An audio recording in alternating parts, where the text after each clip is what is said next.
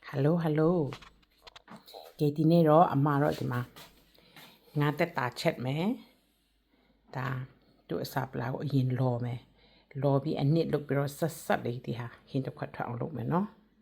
ဒါဆိုရင်ဒါကိုလော်လိုက်မယ်နော်ဒီမှာစလော်ပြီးဒါကိုလော်လုပ်မယ်လော်ပြီးတော့မှအရေထွက်အောင်ပေါ့နော်နည်းနည်းချောက်အောင်လုပ်ပြီးတော့မှ blender နဲ့ကြိတ်လိုက်မယ် Okay ဒီမှာခုချက်တဲ့ငါတက်တာတော့ဒါမျိုးလေးဒီငါတက်တာကိုချက်လို့ဒီမှာလေးပြီးလော်ထားတာ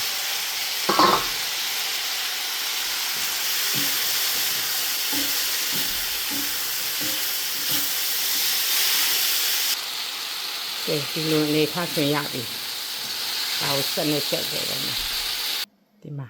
ပလန်နဲ့ချက်တော့မယ်ဆက်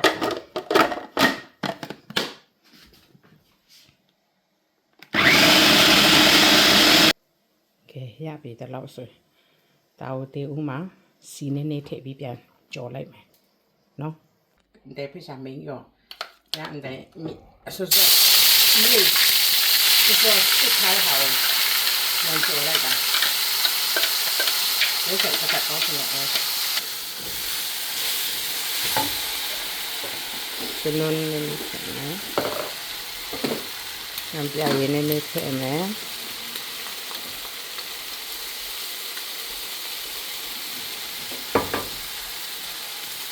ဟာနေနေထည့်မယ်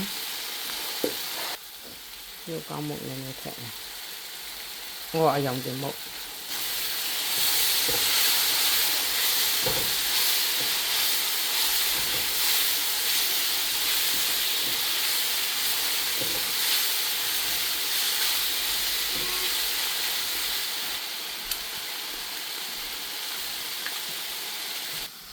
ရန်တဲ့ဒီလိုအနေထားဟုတ်ပြီဆိုတော့ဒီငါ့ကိုထည့်မယ်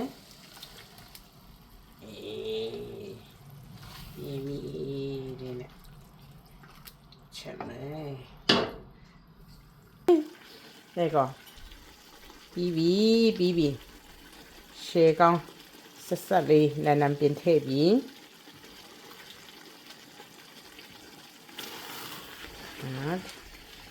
အတူအမျိုးလေးနဲ့ special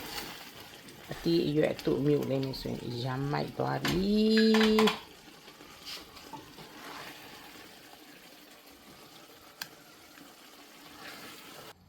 ဒီမှာဟင်းတစ်ခွက်ရပြီငါတက်တာငါပူနဲ့ရှယ်ပဲဆက်လေး Okay bye bye